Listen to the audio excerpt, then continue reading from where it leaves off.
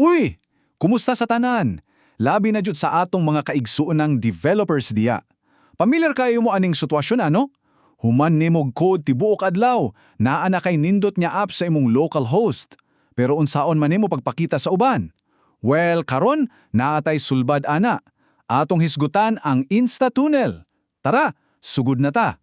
So maod yun niyang dakong pangutana, di ba? Giunsa nimo pagpaambit sa imong ginabuhat sa local host nga ato sa tibuong kalibutan. Huna-huna ragod, naa kay nindot kaayo nga web app, pero nara sa imong computer. Unya, kinahanglan nimo ipakita sa imong kliyente nga naa sa laing lugar o tingali itest lang nimo sa imong cellphone. Unsaan man nimo paghimo ana nga dili ka mag-deploy og tibuok system, mao na ang atong tubagon. Mao gid ni ang problema, ang gitawag nato og developer's dilemma. Nahuman na nimo ang imong project sa lokal, pero ang sunod nga lakad, mao ni lisod. Kinahanglan nimo ipakita para ma-approve sa kliyente o tingali, kinahanglan ka mag-test og webhook kanang mga ginasend nga data sa imong app gayan sa laing serbisyo sama sa Stripe o GitHub. Grabe ka hassle kung mag-deploy pa ka sa server para lang anang butanga. Makausig gid og oras ug makawala sa focus. Apan ayaw kabalaka, kay dinhi na musulod ang atong bida karon, ang Insta-Tunnel. Hunahunaan ni siya isip imong profesional nga alternatibo sang rock. Gidesenyo gyud ni para mahimong paspas, kasaligan ug sayong kaayo gamiton para ma-share nimo ang imong local host sa kalibutan sa pipila lang ka segundo. Dili na magulat. Og, onsa pay nindot, dili lang kay gamahanan siya, barato pagyod. Tanawa ra gud 50% kuno ni mas barato kumpara sa ubang mga sikat nga alternatibo. Sa atong pa, makadaganit ka, samtang naghahaka na ay nindot nga feature. Dako kayo nagtabang sa budget, labi na kung nagsugot pa lang ka, di ba? Maugid ni ang ilang promise, pagsugot sa tunneling sulod sa pipila ka segundo nga walay bisan unsaon configuration. Wow, grabe. But pasabot, dili na nimo kinahanglan mag-set up og mga komplikado nga butang. Dili na kinahanglan magbasag taas ng dokumentasyon para lang makasugod. Diretso dayon, dali og sayon ra. Maugid na ang gusto nato, di ba? Okay, sige. Nindot kaayo na paminawon. Pero tinuod pa gid na kadali, atong pamatud-an. Ipakita nato kung unsaon paghimo sa imong pinakaunang tunnel. Giingon nila nga sulod sa 30 segundos o mas minus pa. Bitaw, mas dugay pa tingali ka magtimpla sa imong kape kaysa tag-setup ani. Okay, simple ra kaayo ang proseso. Tulo ra ka buok lakang. 1. I-start imong application. 2. Himua ang tunnel. Og 3. I-test daw nimo ang tunnel. Maura na. Simple kaayo, di ba? Sige, lakang 1, i-start imong local server. So dapat na kay application nga nagdagandaan. Sa atong ehemplo karon, magrandag simple kayo nga Python web server.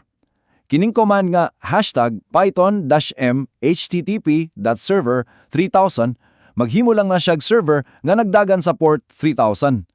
Pwede ni bisan unsa nga app ha, basta naa lang siya i-port nga gipaminawan. Okay, ikaduhang lakang.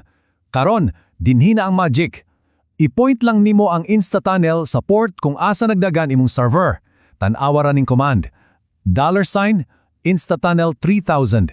Maura gid na. Usa lang kalinya. Imong i-type ang Insta-Tunnel unya ang port number, which is 3000 sa atong ehemplo. Simple ra kaayo. Og, boom! Mao na, malampuson. Ingon na lang jud kadali. Mugawas dayon ang mensahe nga okay, tunnel created. Og ihatag niya nimo ang usa ka public, secure nga URL, press aning https://abc123.instatunnel.my. Og ang pinakanindot nga part, automatiko nanananiya gi-copy sa imong clipboard. Andam na i-paste og i-share bisan kinsa. Pero, hulat sa, dili lang kay kutob diha. Ang Insta-Channel dili lang para sa simple nga pag-share. Kung profesional kang nga developer, naapay daghang mga gamhanan nga features nga pipwede nimong mag-amit para sa imong mga complex nga workflow. Tawaran ni, pwede ka mo gamit og custom subdomains para mas branded og professional paminaon ang imong URL. Nasay mga giha para sa paggamit sa webhooks. Traffic policies para makontrol nimo kinsay maka-access sa imong tunnel. Ug naapay enterprise guide para sa mga dagkong team. So klaro kayo nga gihimo ni dili lang para sa mga gamay nga proyekto, apan para yud sa mga seryosong development. Okay karon, ang importante kaayo nga pangutana, pwede ba nato ni isaligan? Syempre kung atong i-expose ang atong local machine sa internet, kinahanglan sigurado ta nga luwas og kasaligan ang atong gigamit na tool. So gaano man nato saligan ang Insta-Tunnel? Well, klaro kayo sila sa ilang ebidensya. Kung gusto nimog seguridad, naa sila'y security white paper nga pwede nimo basahon. Kung bahin sa kasaligan, naa sila'y reliability runbooks. O kung gusto ka makahibalo sa ilang mga updates, kanunay sila na ay release notes. Transparent kayo sila, nga nagahatag yun og pagsalig sa mga user. Og tan-awa raning nga numero, 99.9% uptime sa miaging 30 ka adlaw. Grabe! Buot pasabot, halos dili jud ni siya ma-down.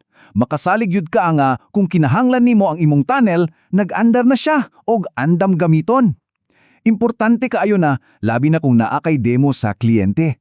So karon nga nakita na nato kung unsa ni kasayon, kagamhanan, kabarato o kasaligan, usa na lang yod ang pangutana. Andam ka na ba nga maglunsad sa imong pinakaunang tunnel?